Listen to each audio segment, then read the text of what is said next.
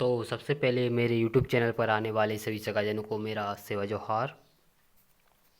आज की इस वीडियो में हम बात करने वाले हैं आदिवासी स्वतंत्र संग्रामियों के बारे में। तो जनजाति समाज और स्वतंत्र संग्राम।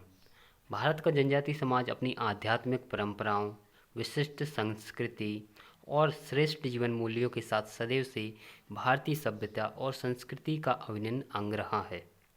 जब जब देश की सुरक्षा पर संकट आया, जनजाति समाज ने अपने शौर्य और बलिदान से राष्ट्र की रक्षा में अपना महत्वपूर्ण योगदान दिया है। जब अंग्रेजी शासन ने भारत में अपने साम्राज्य का विस्तार करना प्रारंभ किया, तो उन्हें सबसे प्रारंभिक और सशक्त चुनौती वनवासी अंचलों से ही मिलना प्रारंभ हुई। मतलब कि सबसे पहले उन्हें किनका सामना करना पड़ा? आदिवासियों का। जनजाति समाज ने कभी भी अंग्रेजी की दासता को स्वीकार नहीं किया और समय समय पर सशस्त्र विद्रोह और संघर्ष किया।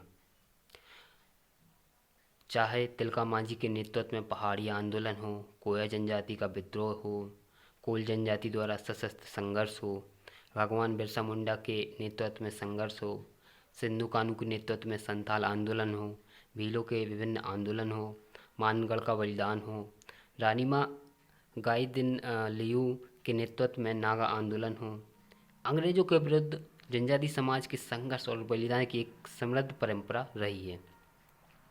संगठित आंदोलन और विद्रोहों के अतिरिक्त जनजाति समाज द्वारा व्यक्तित्व बलिदानों को भी एक लंबी रही है। हजारों नाम तो ऐसे हैं जिनका बलिदान इतिहास के पत्रों में दर्ज ही नहीं हो पाया।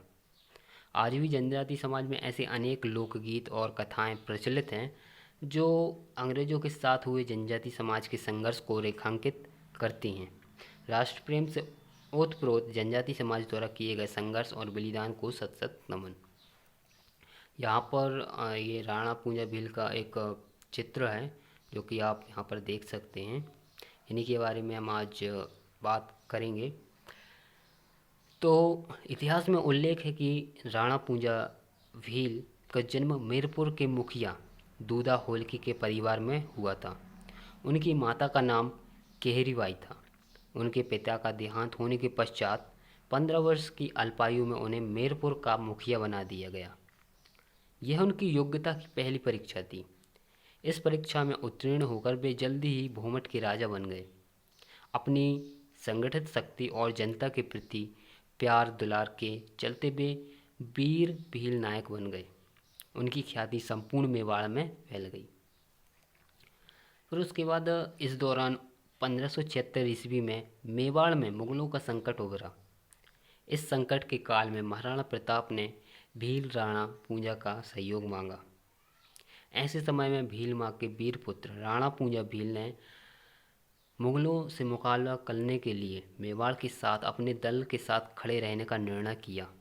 महाराणा को वचन दिया कि राणा पूंजा और मेवाड़ के सभी भील भाई मेवाड़ की रक्षा के लिए हमेशा तत्पर रहेंगे। इस घोषणा के लिए महाराणा ने पूंजा भील को गले लगाया और अपना भाई कहा। सन 1576 ईस्वी के हल्दीघाटी युद्ध में भील ने अपनी सारी ताकत देश की रक्षा के लिए झोंक दी। हल्दीघाटी के युद्ध के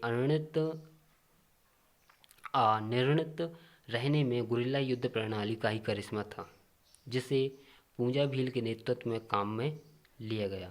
इस युद्ध के बाद कई वर्षों तक मुगलों के आक्रमण को विफल करने में भीलों की शक्ति का अविस्मरणीय योगदान रहा है तथा उनके वंश में जन्मे वीर नायक पूंजा भील के इस युगों की याद रखने योग्य शौर्य के संदर्भ में ही मेवाड़ के राज्य चिन्ह में भील प्रतीक अपनाया गया है। जैसा कि आप यहाँ पर चित्र में देख सकते हैं, राणा पूंजा भील और महाराणा प्रताप की यहाँ पर फोटो दी गई है।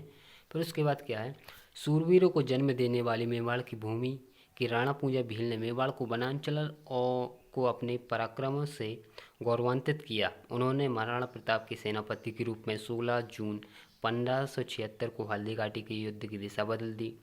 उनके नेतृत्व में भील तीरंदाजों ने मुगलों की सेना को हल्दीघाटी में बनास नदी के किनारे बनारस यहाँ पर थोड़ा मिसप्रिंट है, बनारस नदी के किनारे से आगे नहीं पड़ने दिया और गोपन से की गई पत्थरों की बरसात ने मुगलों सेना को कई मील पीछे हटने को मजबूर कर दिया। पूंजा भील की उपलब्धियां और योग्यता को सम्मानित करने के लिए महाराणा प्रताप ने सम्मान के रूप में उन्हें राणा की उपाधि प्रदान की। तो यह थी कुछ सामान्य जानकारी राणा पूंजा भील के बारे में, उनके स्वतंत्र संग्राम के बारे में। अगर आपको यह वीडियो अच्छी लगी तो हमारे यूट्यूब चैनल को सब्सक्राइब करें और वीडियो को लाइक कमेंट और शेयर भी कर सकते हैं। तो मिलते हैं अपन अगली वीडियो में, तब तक के लिए सेवा जोहार।